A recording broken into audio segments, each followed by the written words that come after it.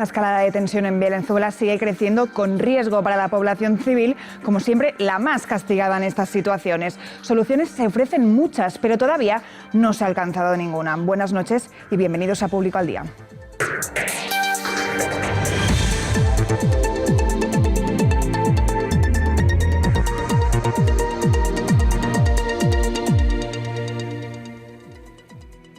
Dos detenidos y 14 heridos en el cuarto día de huelga de taxis en Madrid. Hoy la comunidad y el ayuntamiento se han reunido para encontrar una solución, pero la huelga sigue siendo indefinida. Mañana algunos taxistas se encadenarán e iniciarán una huelga de hambre. Nuestra compañera Natalia Rodríguez ha estado hoy con ellos en IFEMA.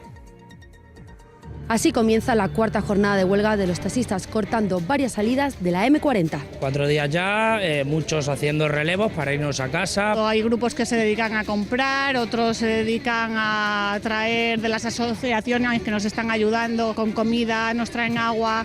Pues llevamos lo mejor que podemos para resistir el máximo tiempo posible. Por los 4 días que llevamos muy intensos. 2 días llevo sin dormir. Muy cansados. Es duro porque dejas de ver a tu familia, dejas de ver a tu hijo que tiene ganas de verte. Garrido no entra en razón y pues bueno, tendremos que seguir aquí aguantando hasta que consigamos que se cumpla la ley, simplemente, no pedimos otra cosa. Que tiene que haber convivencia entre dos modelos en este caso de transporte. Insisto, hay una parte minoritaria de los taxistas que pretenden una especie de todo o nada, ¿no? Y cuando uno va a todo o nada, es fácil que se quede con nada. Esto es una vergüenza lo que la administración quiere hacer con nosotros. Es una cosa que es de ley y la ley se tiene que cumplir.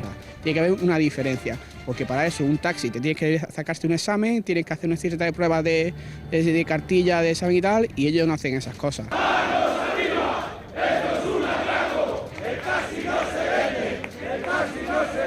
Dicen que han hecho una oferta al sector del taxi y que nos compran las licencias, lo muy sinvergüenza. Absolutamente ridículo. Por mi licencia no, la quemo antes que dársela a ellos. Esta gente viene a acusarnos de monopolio y con esa propuesta que han hecho acaban de demostrar que lo que ellos quieren crear en las ciudades es un monopolio. ¡No nos moverán de la puerta del IFEMA!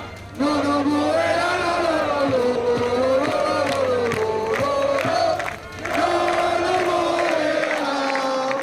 Nos vamos de aquí, vamos a irnos al paro directamente. Seguir luchando porque si no ves que no tienes futuro en esto. Que es nuestra vida, puesto que es nuestro trabajo, muchos nos han venido de padres, de abuelos. Estar una semana, 15 días, lo que sea necesario. Mientras en Barcelona los taxistas han llegado a un acuerdo para desconvocar la huelga, en Madrid la lucha continúa. Para mañana ya se han anunciado huelgas de hambre e incluso encadenamientos en algunos puntos de la ciudad que los taxistas no han querido revelar. Pedro Sánchez ha pedido hoy por teléfono al autoproclamado presidente de Venezuela, Juan Guaidó, que convoque elecciones democráticas. La derecha española no opina lo mismo y pide al gobierno que reconozca al gobierno de Guaidó. Exige sin duda un proceso de intervención para garantizar la única salida posible, que son unas elecciones. Exigimos que reconozca de inmediato el gobierno interino de Juan Guaidó. No puede seguir en la equidistancia. España no puede permanecer en silencio. Tendrán que decidir si están con la democracia en Venezuela o con la dictadura en Venezuela. A Trump y a sus aliados no les interesa la democracia y los derechos humanos en Venezuela. Les interesa su petróleo. España y Europa deben defender la legalidad internacional, el diálogo y la mediación pacífica, no un golpe de Estado. Es obvio para todo el mundo que esto no solo estaba gestado y creado el clima para que esto pudiera ser posible o pueda ser posible en su desarrollo, sino que evidentemente había un acuerdo. Entre reconocer al gobierno de Guaidó y apoyar a Maduro existe una tercera vía. Esto es lo que defienden los expertos que hemos consultado, que reivindican la necesidad de apoyar a la democracia en Venezuela y de alejarse de la propaganda. ¡Juro!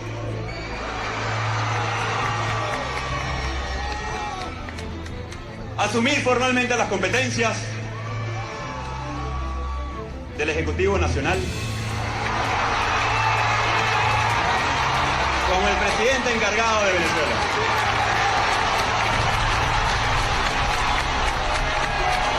Apenas media hora después, Estados Unidos lo reconoce como tal y le niega a Maduro su legitimidad. The interim president, Juan Guaidó, It represents the will of the people. Nicolás Maduro is a dictator with no legitimate claim to power. La respuesta de Maduro, dinamitar todas las relaciones con Estados Unidos. He decidido romper relaciones diplomáticas y políticas con el gobierno imperialista de los Estados Unidos.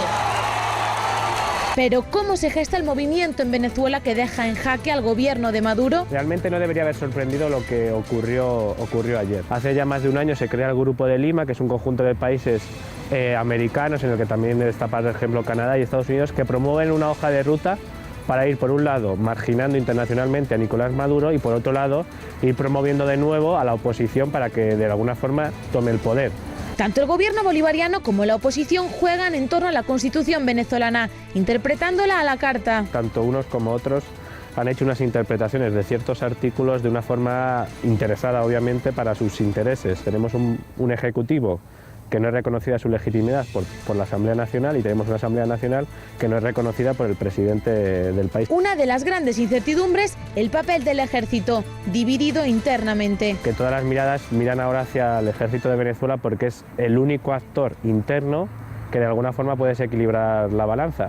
Si el ejército de Venezuela se mantiene en apoyo a Nicolás Maduro, entonces es previsible que Nicolás Maduro se mantenga en el poder y el régimen todavía consiga sobrevivir a esta situación. Y la comunidad internacional también dividida. A Guaidó le reconocen Estados Unidos, Canadá, Colombia, Perú, Brasil, Ecuador, Costa Rica y Paraguay.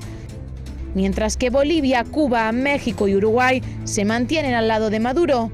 Y una tercera vía, la europea. Ni apoyar directamente a una posición, ni de apoyar a Nicolás Maduro, sino intentar buscar una línea intermedia que sea la de elecciones y que se pueda de nuevo encaminar hacia una transición. Pero parece que esa tercera vía, que es también por la que apuesta la Unión Europea, por ahora ninguno de los dos actores involucrados en Venezuela quiere contar con ello.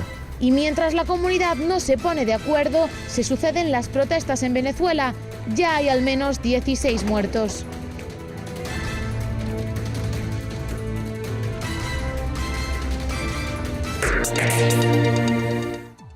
Las maras y las pandillas representan verdaderos ejércitos que reclutan a niños y niñas en países como Honduras, Guatemala o El Salvador. Para huir de la violencia, emprenden un viaje hacia Estados Unidos con unas condiciones insufribles para un niño.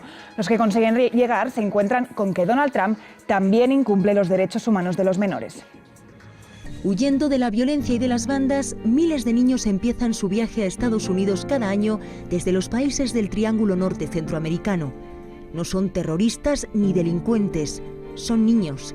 Los que consiguen llegar a la tierra prometida ven cómo el gobierno de Trump vulnera sus derechos humanos más básicos.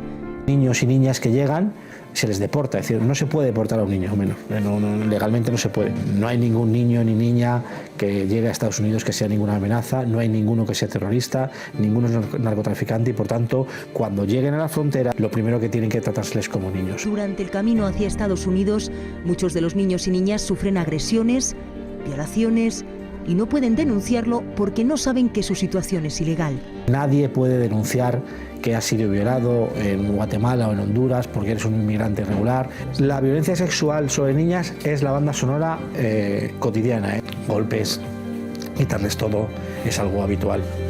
No pueden denunciar. Honduras, Guatemala y El Salvador son de los 10 países del mundo con mayor muertes por homicidio por cada 100.000 habitantes.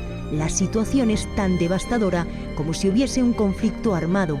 Las maras controlan las escuelas y la circulación de los niños y niñas. Quieren reclutarles. Hay una realidad en Centroamérica que se llama el confinamiento. Básicamente es cada vez hay más personas que para protegerse deciden no salir de sus casas. No hay nada que ellos vean o perciban que no esté tocado de forma directa o indirecta con la violencia. Una soldado de la brigada paracaidista en Murcia denuncia acoso sexual durante 2 años por parte de su jefe, pero el desenlace es que ha sido despedida. Se encuentra de baja desde 2016 y Defensa cree que la soldado ya no cumple los requisitos para seguir siendo militar. Acosada durante 2 años por su jefe dentro del ejército. Es lo que denuncia una soldado de la brigada paracaidista de Alcantarilla, en Murcia. Mírame, estás mojada. tócate. Asegura que cuando se quedaban solos él sacaba el pene y le hacía comentarios vejatorios. Te gustaría comértela. Me gustaría correrme en tu boca. Una situación que vivió repetidamente durante 2 años, hasta que cansada se armó de valor y le hizo una foto mientras él se masturbaba. Esa fotografía que ella logra tomar en un momento en el que se hace fuerte es determinante para el procedimiento. Ahora la soldado ha sido despedida de baja psicológica desde 2016 cuando denunció el acoso. Defensa cree que ya no cumple los requisitos para seguir siendo militar. El agresor ha pasado a reserva, tiene su paga de reserva y en cambio a la víctima se la echa de las Fuerzas Armadas por la puerta de atrás, se la echa sin una retribución, se la echa sin una pensión y se la echa sin derecho a su seguro médico. Una baja que se interpreta como ajena a actos de servicio. Eso es una práctica que se da a nivel únicamente de los militares profesionales de tropa y marinería con contratos temporales que denuncian situaciones de acoso y que tienen una baja psicológica. Vivencias que se repiten. En diciembre de 2017, una soldado denunció haber sido drogada y violada por sus compañeros del Ejército del Aire de Antequera. Según los datos del Tribunal Militar Central, entre 2004 y 2015 se presentaron 174 denuncias. De ellas, 22 fueron por acoso. Solo el 12,5% terminaron en condena. Como la de Zaida Cantera, quien denunció el acoso de su superior, condenado a 10 años y 10 meses de prisión. No se lo deseo a nadie, una rabia tremenda. El Tribunal Militar le dio la razón, pero se vio obligada a abandonar las Fuerzas Armadas.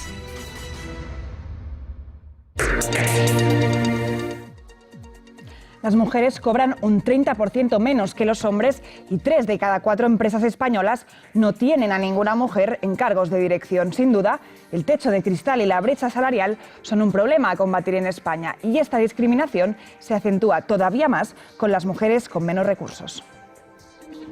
¿El techo de cristal o de diamante? Aún no lo tenemos claro porque España ocupa el puesto 112 entre los 125 países analizados en oportunidades directivas a mujeres. La buena noticia, subimos al puesto 50 cuando se analiza la brecha salarial de género.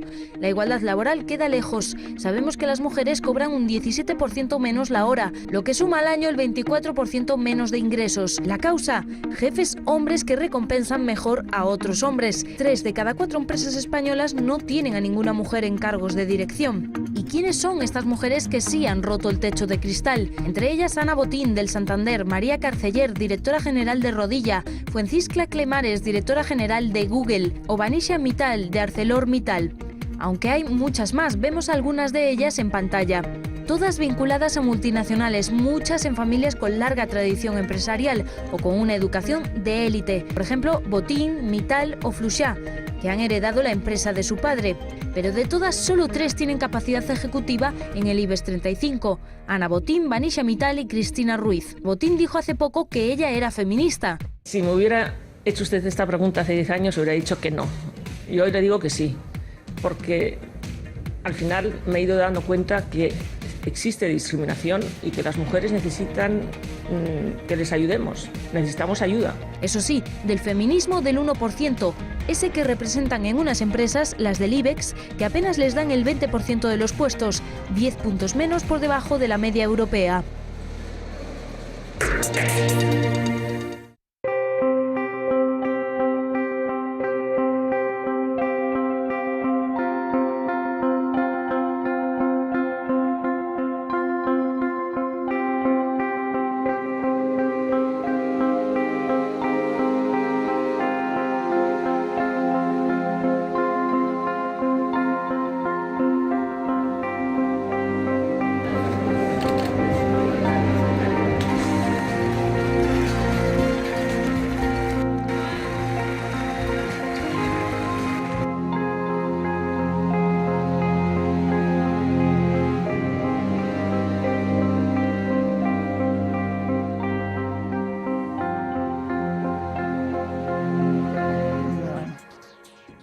Nosotros nos despedimos, pero sigue Juan Carlos Monedero en la frontera con Mario Isea, embajador de Venezuela en España. Hasta mañana.